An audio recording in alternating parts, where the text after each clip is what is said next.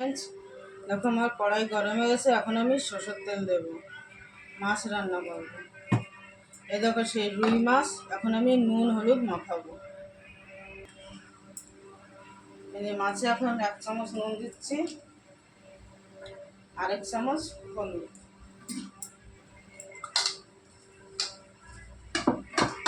এটাকে আমি মেখে নেব।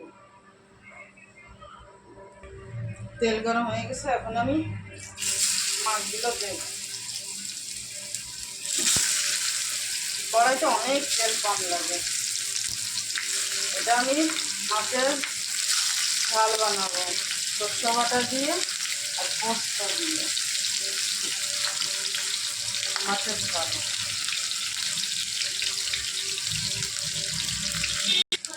আমার মাছ ভাজা হয়ে গেছে, এখন আমি নামিয়ে নেব। কত সুন্দর করে লাল লাল করে ভেজে নিয়েছি। মাছ ভাজা হয়ে গেছে, আমার তেল গরম হয়ে গেছে। এখন আমি দেবো 2টো শুকনো লঙ্কা আর দেবো কালো জিরে ফোড়ন।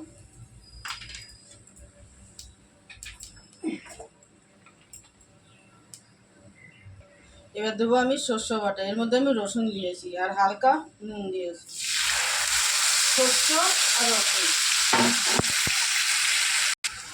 এবার আমি দেবো হালকা লাল মির্চি পাউডার,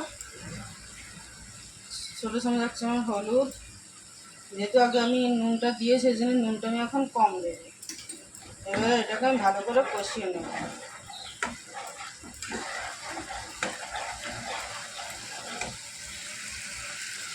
ছোটো 1 চামচের কাঁচা লঙ্কা বাটা দেবো। যে যেরকম লঙ্কা করে সেই সেরকম দেবো। আমরা লঙ্কা কম খাই, এই জন্য আমরা কম দিই। মশলা অনেকটা কষানো হয়ে গেছে। এর মধ্যে আমি দেবো একটা টমেটোর কুচি। টমেটো দিলে হালকা টক টক লাগে, খেতে আরও টেস্টি লাগে। আমার মশলাটা কষানো হয়েছে, এবার দেবো আমি পোস্ত বাটা।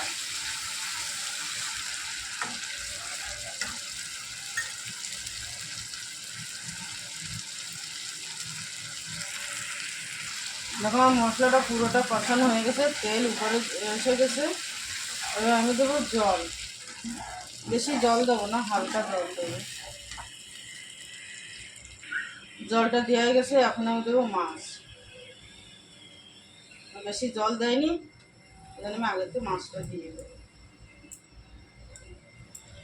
তার সঙ্গে মাছও হয়ে যাবে, আমার ঝোলও হয়ে যাবে। 10 মিনিট পরে আমি নামিয়ে নেব। মাছের ঝাল হয়ে গেছে। ইউটিউবে দেখলে সাবস্ক্রাইব ফলো করো, আর ফেসবুকে দেখলে ফলো করো, লাইক করো, শেয়ার করো। বাই।